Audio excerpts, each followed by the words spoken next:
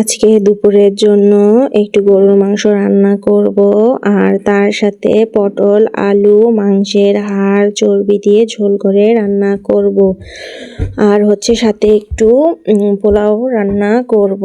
তো সব কিছু আগে রেডি করে নিচ্ছি। মাংসটা ধুয়ে নিলাম, পটল আলু ছিলে কেটে ধুয়ে নিব, মশলা সব বেটে নিব।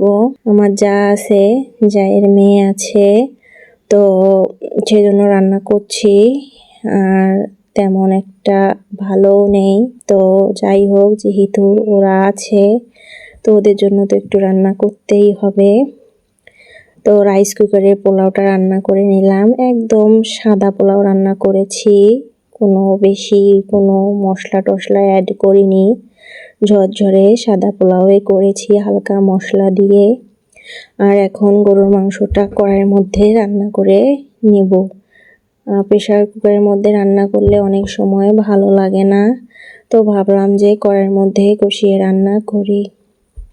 তো বাটা মশলা দিয়ে রান্না করছি, সব মশলা টশলা দিয়ে মাংসটা সুন্দর করে কষিয়ে নিচ্ছি। এখন একটু জিরার গুঁড়া আর গরম মশলার গুঁড়া উপরে ছিটিয়ে দিলাম, পরিমাণ মতো ঝোলের পানিও দিয়ে দিয়েছি। তো মাংসটা প্রায় হয়ে আসছে। পেঁয়াজ ভালো করে বেরেস্তা করে মাংসের মধ্যে দিলে কালারটাও ভালো আসে আর খেতে অনেক মজা লাগে। তো আমি অনেকটা পেঁয়াজ বেরেস্তা দিয়ে দিয়েছি। তো এরকম করে রান্না করলে আসলেই ভালো হয়, আর মাংসের তরকারিটা খেতে অনেক ভালো হয়েছে। ঝাল ঝাল করে রান্না করেছি, আসলে সবাই খেয়ে বলেছে যে ভালো হয়েছে। তারপর মাংসটা নামিয়ে রেখে ওই কড়াইটার পরিষ্কার করিনি, যেহেতু মাংসই রান্না করেছি, তো সেখানে পটল আলু রান্না করা যাবে।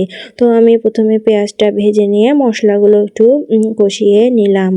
আর মশলা যখন কষানো হলো তখন পটল আলু দিয়ে দিলাম। তো পটল আলুটা এদিকে বসাই দিয়ে অন্যান্য কাজ করে নিয়েছি। শুধু যে রান্না করছি তা না, রান্নার সাথে আসলে অন্যান্য কাজগুলো হয়ে যায়। একটা করে রান্না বসাই দেই, অন্যান্য কাজ করি, আব্দুল্লাহকে গোসল করাই, কাপড় চোপড় গোছাই, আবার কোনো সময় কাপড় ধুই, কোনো সময় কাপড় বাইরে দিয়ে আসি, আবার রুম ঝাড়ু দেই। তো এভাবে রান্না করি, অন্যান্য কাজগুলো করে নেই। তো সবাইকে তো খাওয়া দাওয়া দিয়ে দিয়েছি, কারণ আমার কাজ করতে একটু দেরি হয়, আর অত দেরি পর্যন্ত ওদেরকে ওয়েট করানো যাবে না। তো সবারই খাওয়া দাওয়া হয়ে গেছে। এখন শেষে আমি বসেছি খাইতে, তো প্লেট ভরে নিয়েছি আর খাচ্ছি। তো আজকে পর্যন্ত, সবাই ভালো থাকবেন, সুস্থ থাকবেন, আমাদের জন্য দোয়া করবেন। আল্লাহ হাফেজ।